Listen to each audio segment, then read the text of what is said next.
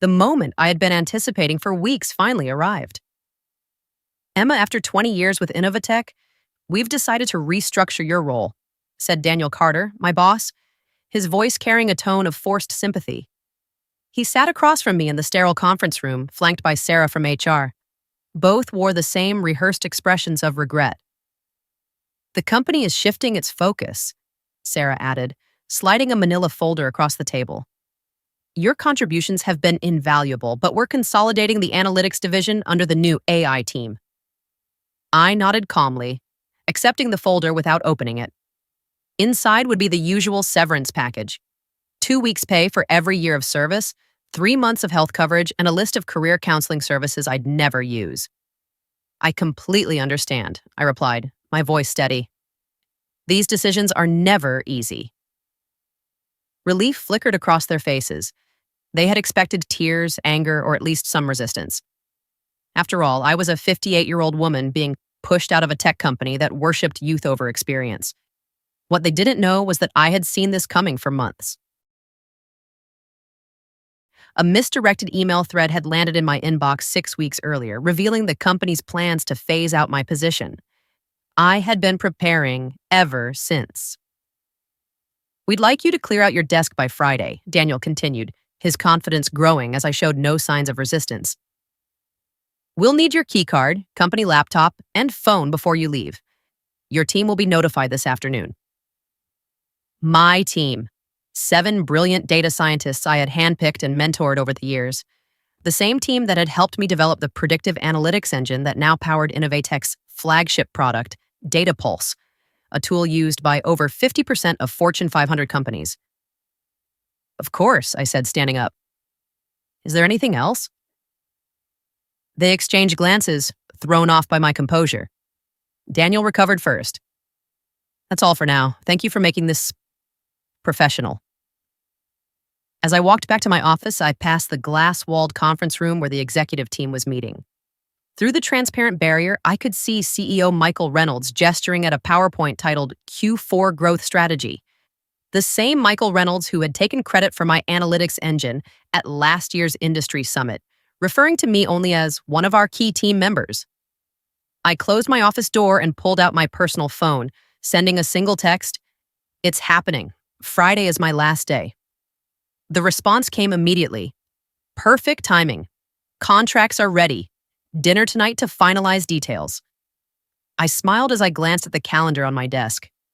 Today was Wednesday. By Friday, I would walk out of Innovatech for the last time. And Monday would be unforgettable.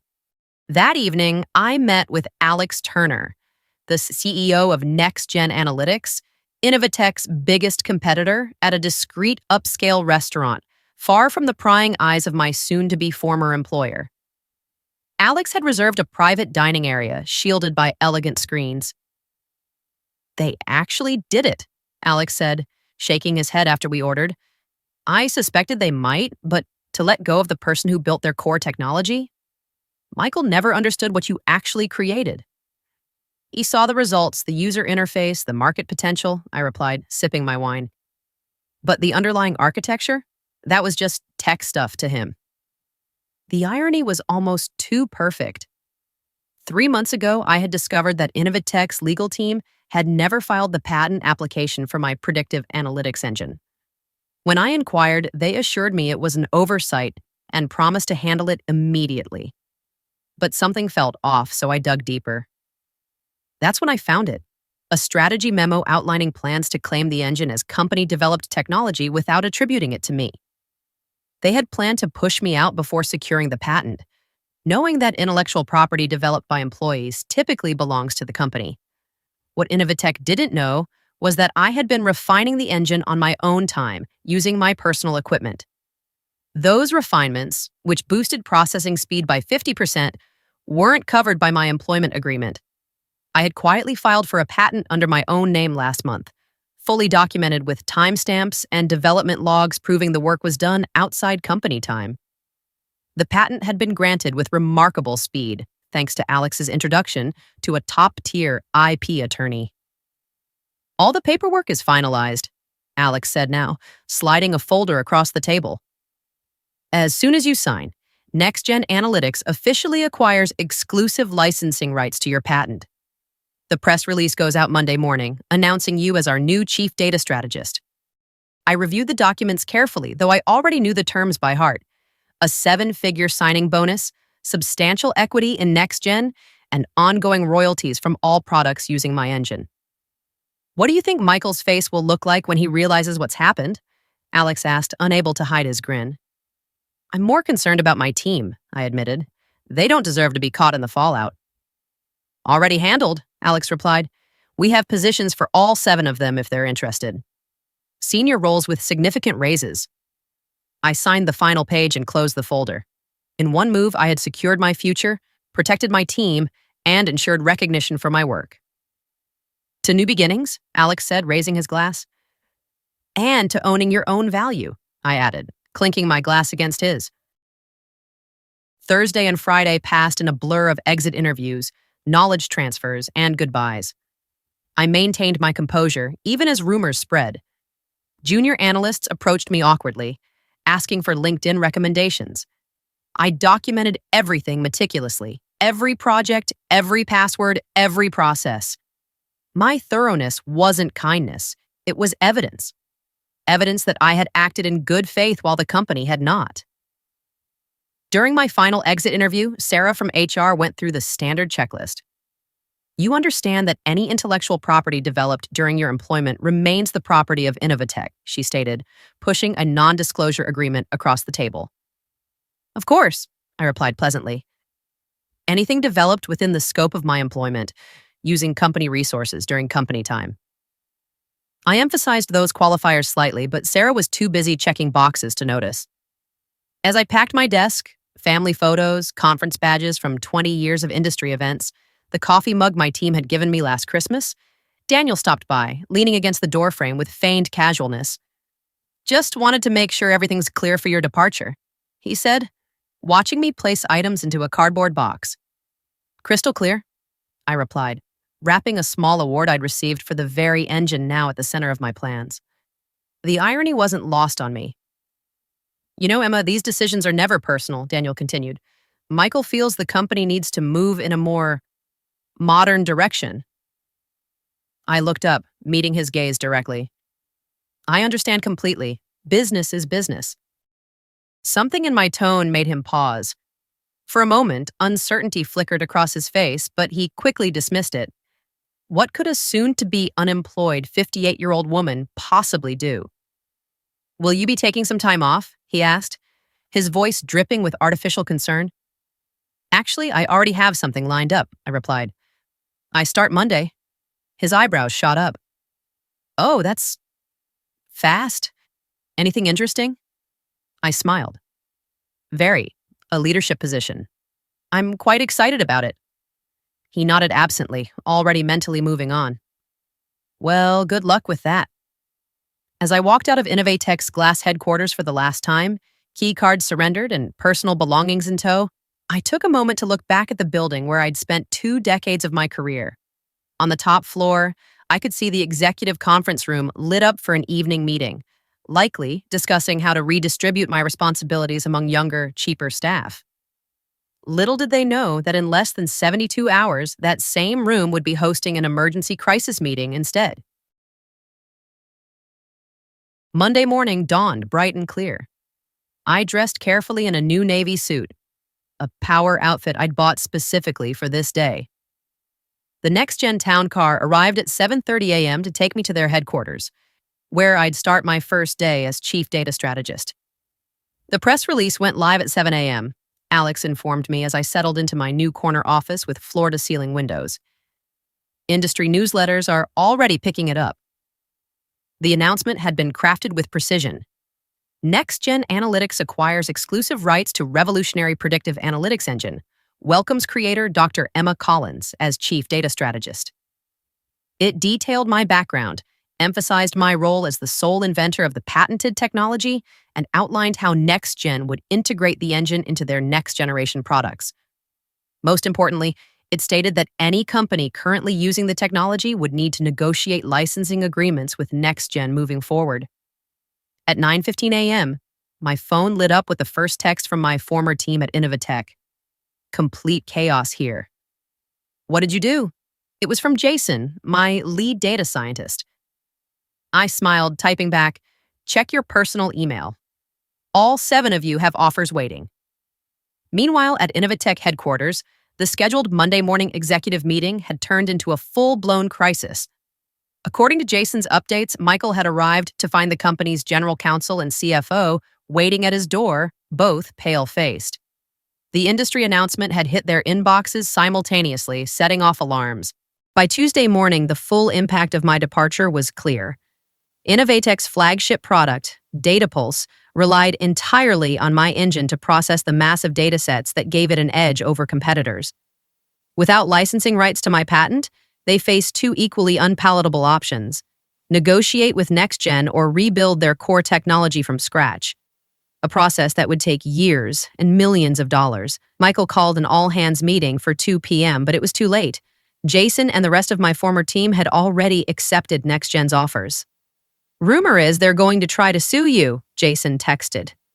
I forwarded his message to NextGen's legal team, who responded immediately. Let them try, your documentation is impeccable. By Wednesday, the fallout had intensified. 2 major clients had contacted NextGen about switching from DataPulse, concerned about Innovatech's ability to maintain the product without its creator. NextGen's stock had risen another 10%, while Innovatech's continued to plummet.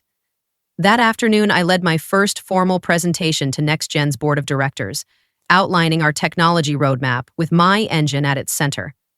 As I stood confidently at the head of the table, I caught Alex's approving nod. By Friday, Innovatech was in full crisis mode. Their stock had fallen 25% since Monday, triggering calls from major investors. Industry analysts were publishing speculative pieces with titles like, "Can Innovatech survive the analytics crisis?" and "How one strategic blunder may cost a tech giant everything." Michael had finally acknowledged the severity of the situation to the board.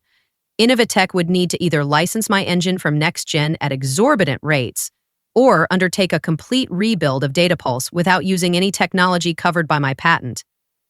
They've started interviewing for a new development team, Jason informed me during our Friday video call. Michael's claiming they can recreate the functionality in 6 months. I couldn't help but laugh. The original engine took me 4 years to perfect, and that was with intimate knowledge of the problem space. Exactly, Jason agreed.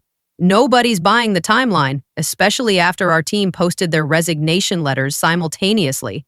The knowledge drain is massive. That afternoon, Innovatech's attorneys finally reached out to NextGen to discuss licensing arrangements. Our legal team responded with terms that were technically fair but strategically painful. 3 times the standard licensing rate, plus a public acknowledgement of my role as the technology's inventor. They'll balk at the acknowledgement more than the cost, Alex predicted. Michael's ego won't allow him to admit he pushed out the person who created their core technology. Then they'll have to rebuild, I replied, and every day they spend trying to replicate my work is another day we extend our lead in the market. The following Monday morning, 10 days after my dismissal, I led the first meeting with my newly assembled data strategy team, which included Jason and the other 6 data scientists from Innovatech. The energy in the room was electric as we mapped out the next evolution of my engine. This is how development meetings should be, commented Lisa, one of my former team members. At Innovatech, we spent half our time explaining basic concepts to executives who wouldn't listen anyway. That's the difference between being valued and being seen as replaceable, I replied. Here, your expertise is recognized. As we wrapped up, my assistant appeared at the door. Dr. Collins, there's been a significant development with Innovatech. Their board just announced an emergency leadership change. Michael Reynolds is stepping down, effective immediately. The news spread quickly. Within hours, industry publications were reporting that Innovatech's board had lost confidence in Michael's leadership following the patent oversight that threatened the company's flagship product. Daniel Carter was also out, along with the head of legal who had failed to secure the patent.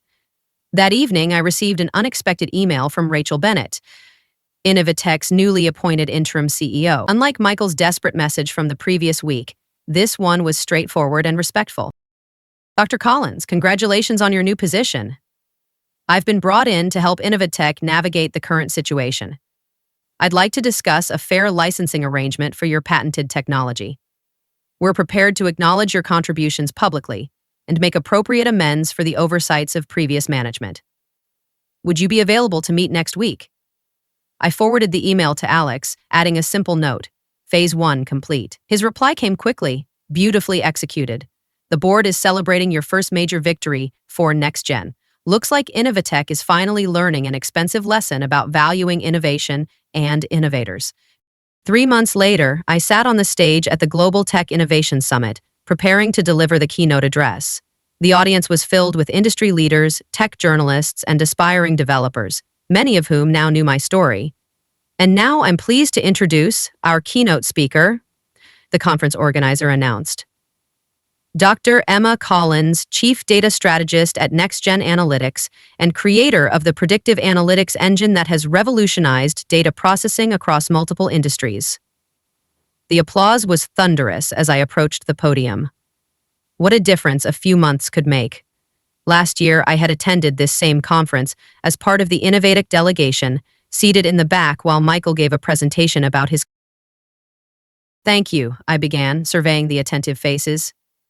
Today, I want to talk about innovation ownership and the importance of properly valuing intellectual contributions, regardless of where they come from.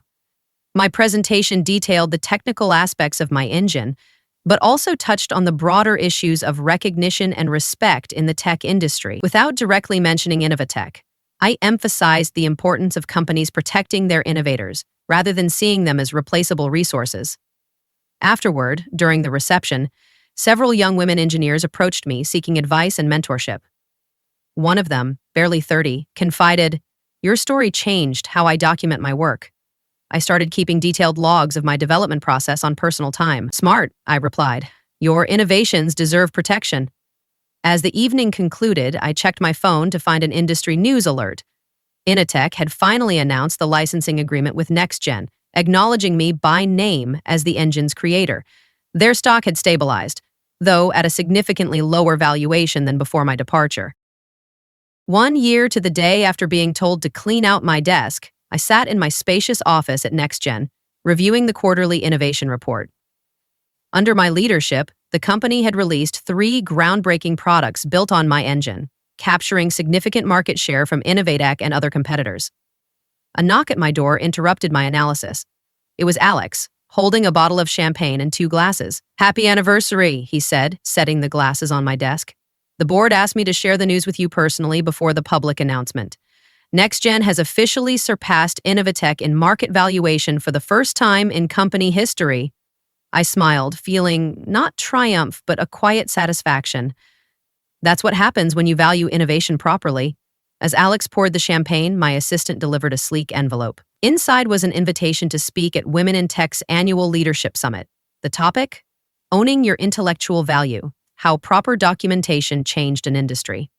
"You've become something of an icon, you know," Alex commented, noticing the invitation. The story about the executive who didn't recognize what he had until it was gone has become a cautionary tale in corporate boardrooms. Rachel Bennett, who had remained as Innovatech's CEO after the crisis, had implemented sweeping changes in how the company recognized and rewarded innovation. Their new policies on intellectual property protection and inventor recognition were reportedly modeled after the program I had established at NextGen.